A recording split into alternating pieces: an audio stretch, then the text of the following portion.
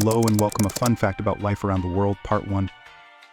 Are you a night owl who loves to learn about strange and fascinating things around the world? Or are you simply looking for some light entertainment after a long day? Whatever the reason, our YouTube channel is for you. Here you will discover a myriad of interesting facts, from ancient history to modern science, from the mysteries of the universe to the quirks of everyday life.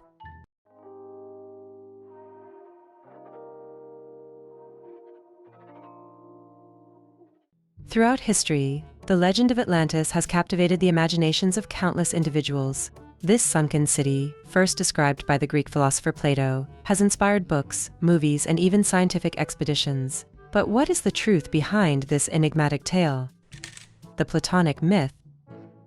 In Plato's dialogues, Timaeus and Critias, Atlantis is portrayed as an advanced island civilization with a powerful navy and impressive architecture. It was said to be located beyond the Pillars of Hercules, the gateway to the unknown world. However, the Atlanteans grew corrupt and greedy, leading to their downfall. In a single day and night of misfortune, the island was swallowed by the sea, vanishing without a trace.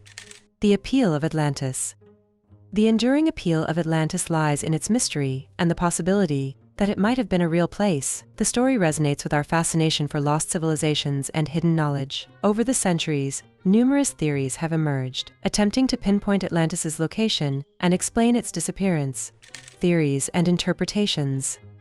Some researchers have proposed that Atlantis was a metaphorical representation of a real ancient civilization, such as the Minoan civilization on the island of Crete, which was devastated by a volcanic eruption around 1600 BCE.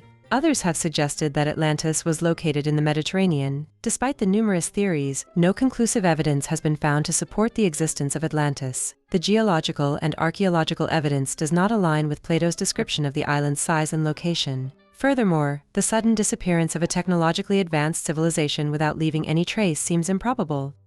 The enduring legacy. While the existence of Atlantis remains unproven, its legacy lives on. The story serves as a cautionary tale about the dangers of hubris and the impermanence of even the most powerful civilizations.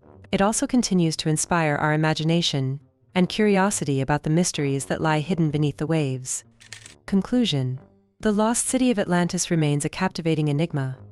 Whether it was a real place or a figment of Plato's imagination, it continues to spark our curiosity and remind us of the power of stories to transcend time and inspire wonder. The search for Atlantis may be ongoing, but for now, it remains a myth that continues to captivate us.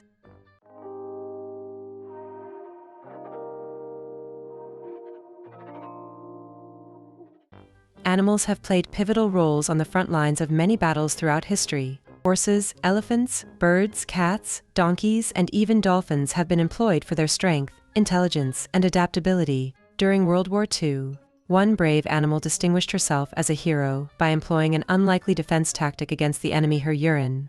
Juliana, a Great Dane with exceptional instincts, resided in the UK with her owner during the German bombing campaign known as the Blitz. In April 1941, when a bomb crashed through the roof of their house, Juliana promptly extinguished the incendiary device by urinating on it. Her bravery earned her a medal from the Blue Cross, a UK animal welfare charity. Juliana's story came to light years later when a portrait of the courageous canine was discovered at a relative's property, accompanied by a plaque detailing her remarkable tale. A Blue Cross medal bearing her name was also found, revealing a second heroic act. In 1944, Juliana saved her owner's life once again by alerting him to a fire engulfing his shoe shop. In 2013, these mementos of Juliana's heroism were sold at auction for £1,000, equivalent to approximately $1,900 today.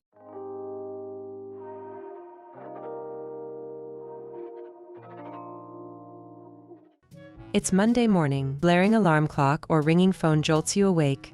Another day begins. For most of us, waking up on time without these devices is unimaginable. But how did people manage before these inventions?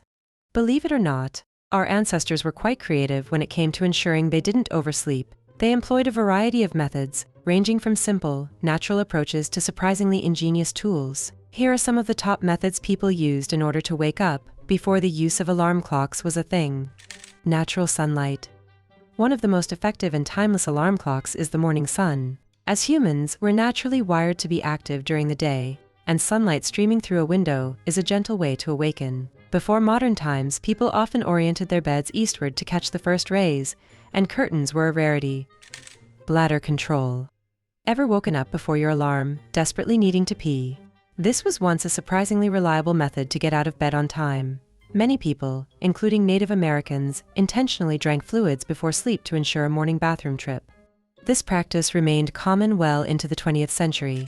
Familiar sounds as alarms. Long before alarm clocks, people cleverly utilized familiar sounds as wake-up calls. For centuries, the resounding peal of church bells served as a communal alarm, rousing entire villages. Even the clatter of early factories inadvertently became an effective alarm for those living nearby. The clepsydra. The clepsydra, a type of water clock, was used by ancient civilizations for millennia. Functioning somewhat like an hourglass but with water, these devices were refined in 245 BCE by Ctesias of Alexandria. His improved clepsydra became the first mechanical clock, featuring a floating bob that triggered different alarms as it rose with the water level. This advanced technology served as both a timekeeper and an effective alarm. The knocker-up. During the Industrial Revolution, a unique profession emerged. The knocker-up. These individuals, armed with long sticks and a wire or knob at the end, would visit clients' homes to rouse them from sleep. For a few pence a week, they wouldn't leave until their clients were out of bed.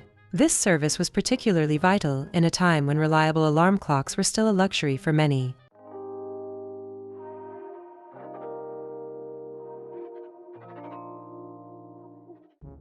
On a bright and sunny day, you stumble upon an old family album, its pages filled with the faces of your ancestors. Unlike the bright and cheerful smiles that adorn today's selfies, the expressions in these old portraits are serious and stern. What prevented these individuals from smiling for the camera? Today, with just a few seconds or even milliseconds, we can capture a beautiful photo with a radiant smile using a compact camera or smartphone. However, going back in time, portrait photography was once an extremely challenging task due to the rudimentary cameras of the era. Consider the portrait taken by French inventor Nicephore Niepce, one of the pioneers in photography, in 1826. The photograph view from a window at Ligras is considered one of the first photographs in the world, and to achieve it, Niepce had to expose the plate for a staggering 8 hours. With such a long exposure time, maintaining a smile throughout the entire process was nearly impossible.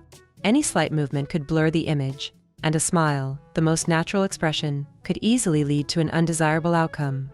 Furthermore, in the 19th century, photography was still a new and expensive technology. Portrait photography was typically reserved for special occasions, and people wanted to have their images captured in the most serious and dignified manner possible. A smile, in this context, could be perceived as frivolous or unprofessional. Moreover, the aesthetic sensibilities of the time also played a role. According to many, a too wide or too open smile could detract from one's natural beauty, and even be seen as a sign of impropriety. Therefore, people often choose neutral or serious expressions to convey elegance and refinement. However, this does not mean that people in the past did not smile. Smiles were simply not commonly displayed in portrait photography of the time due to technical limitations, social norms, and aesthetic preferences. That is the reason why people never smile in old photographs.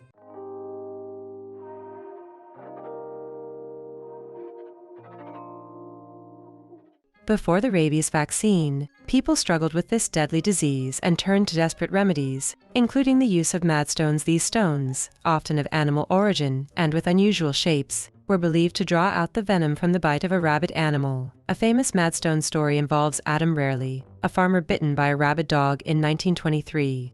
He was treated by Reverend William Newton Sutton with a madstone, which supposedly adhered to the wound, indicating infection.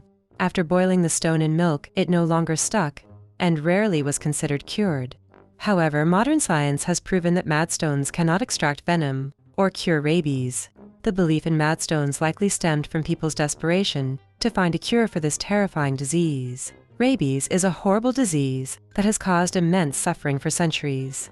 Though it can be transmitted through various animals, rabies is often associated with dogs. Before the vaccine's invention in 1884, treatment options were limited, including cauterization, also known as St. Hubert's key. Rabies symptoms are horrifying, including hydrophobia, seizures, paralysis, and ultimately death. Once symptoms manifest, the chances of survival are slim. Despite their ineffectiveness, madstones remain a fascinating part of medical history, reflecting people's beliefs and desperation in the face of disease. Madstones could be whalebone, coral fossils, or even emeralds. Each stone carries a unique story, a fervent belief in its miraculous healing powers. Even Abraham Lincoln believed in madstones.